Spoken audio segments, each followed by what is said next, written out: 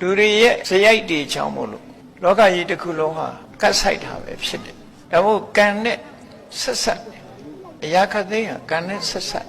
ဘယ်လိုဆက်ဆက်တုံးဆိုမြတ်စွာဘုရားလည်းဒါတွေကိုခေါ်ထားတာပါလူတွေရဲ့လုံရ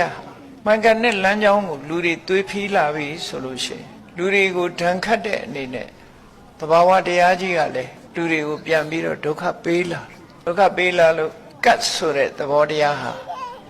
ကပ္ပဆိုတဲ့စကားလုံးကလာ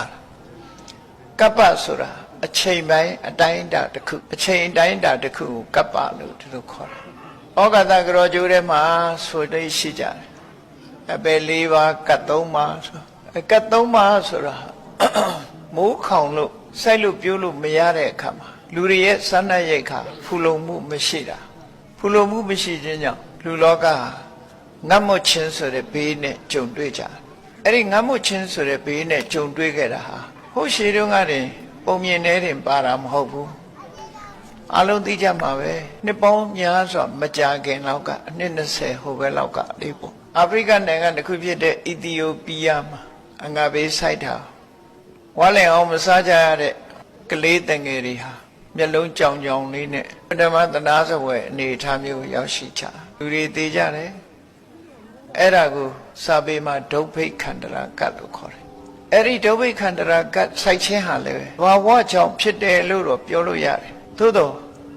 ဒီလိုကြုံတွေ့ရခြင်းဟာလူတွေပြုလုပ်ခြင်းကြောင့်ပဲဖြစ်တယ်လူတွေရဲ့ကံကြမ္မာနဲ့ဆက်ဆက်နေတယ်လောက်ရနဲ့ကြည့်မယ်ဆိုရင်လူတွေဟာတစ်ပင်တွေများစွာခုတ်တယ်လှဲတယ်လောဘတွေချီးပြီးတော့လောက်ကြတယ်ဆိုတော့အဲ့ဒါတွေရဲ့ဓာန်ခတ်မှုကြောင့်မိုးခေါင်ခြင်းဆိုတာဒီလိုလည်းဖြစ်တယ်မြတ်စွာဘုရားထောက်ပြတဲ့အကြောင်းအရာနဲ့ပြောမယ်ဆိုရင်လောကမှာဥစီဥဆောင်ပြုလုပ်နေကြတယ်နိုင်ငံတကာမှာကိုယ်နိုင်ငံနဲ့ကိုယ်အသီးသီးခေါင်းဆောင်နေကြတဲ့ခေါင်းဆောင်ပုဂ္ဂိုလ်တွေဆိုအဲ့ဒီခေါင်းဆောင်ပုဂ္ဂိုလ်တွေကတရားဥပဒေနဲ့အညီမကျင့်သုံးဘဲနဲ့အာရမမတရားမှုတွေနဲ့တွားနေပြီဆိုလို့ရှိရင်သူ့ရဲ့ဝန်ထမ်းတွေကလည်းမတရားမှုတွေနဲ့တွားလာတယ်ခေါင်းဆောင်ကတရားကင်းမဲ့လာတဲ့အခါကျတော့နောက်လိုက်တွေကလည်းတရားကင်းမဲ့လာတယ်အဲ့လို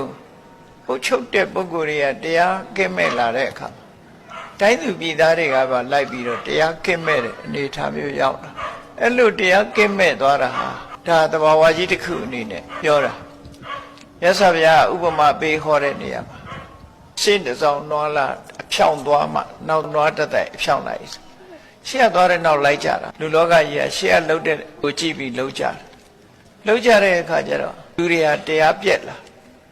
အဲ့ဒီတရားပြက်မှုကိုအကြောင်းပြုပြီးတော့ပြိဝတ္တတွေကမမှန်မကန်ဖြစ်တယ်တဲ့မမှန်မကန်ဖြစ်တော့လေတိုက်ခတ်မှုတွေကလည်းမှန်ကန်မှုမရှိဘူးမှန်ကန်မှုမရှိတဲ့အခါအကြောင်းတစ်ခုကဘာဖြစ်လဲလို့ဆိုရင်ကောင်းကင်ယံမှာလူသားတွေရဲ့မျက်စိနဲ့မမြင်နိုင်တဲ့နတ်တွေနေထိုင်တဲ့ဘုံဗိမာန်တွေရှိသူတို့ကလည်းလူပြည်မှာမျိုးပြတွေစီမံကိန်းတွေထားသလိုပဲသူတို့လည်းစနစ်တကျဗိမာန်တွေရဲ့တည်ရှိပုံကစနစ်တကျရှိတယ်တဘာဝလေတွေတိုက်ခတ်တဲ့အခါမှာဘုံဗိမာန်တွေဘက်ကိုမတိုက်ဖဲနဲ့ဘုံဗိမာန်မရှိတဲ့နေရာလမ်းကြောင်းတွေပေါ်မှာလေကတိုက်တယ်ပုံမှန်အားဖြင့်ဆိုလေသွားတဲ့လမ်းကြောင်းကတသက်ရှိအဲ့လိုမို့လူတွေကျင့်တရားပြက်လာတဲ့အခါကျတော့လေသွားတဲ့လမ်းကြောင်းတွေကပျက်စီးလာတိလာတဲ့အခါမှာလေကတိုက်ချင်တိုက်တဲ့အခါအတ္တိနေတဲ့ပုံမိမ့်မှန်တွေကတိမ့်တိမ့်တုံခါလာတော့နတ်တွေဟာစိတ်ပျော်ရွှင်မှုမရှိကြဘူးသူပြည်မှာငရင်နှုတ်တယ်လို့ပဲသူတို့ဗိမိမ့်မှန်တွေလှုပ်ခါရမ်းလာပြီဆိုရင်သူတို့ရဲ့စိတ်နေတွေဟာတုံလှုပ်ခြောက်ခြားလာတုံလှုပ်ခြောက်ခြားလာတဲ့အခါမှာအဲ့ဒီထဲမှာ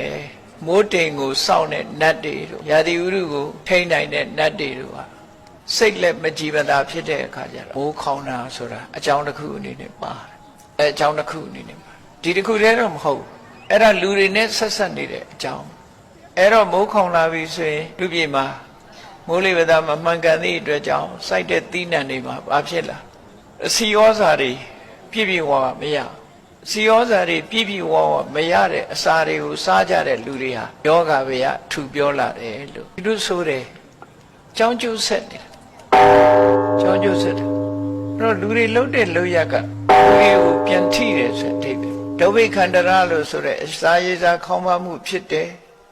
ဖြစ်လာတဲ့အခါမှာထိလာတဲ့သီးနှံကလည်းပဲလူတွေရဲ့နှုတ်ပြိုမှုတို့ အသက်ရှည်မှုကိုမထိန်နိုင်ဘူးစားတွေဟာမထိန်နိုင်သည့်အတွက်ကြောင့်လူတွေဟာငယ်ငယ်ရွယ်နဲ့အိုရုပ်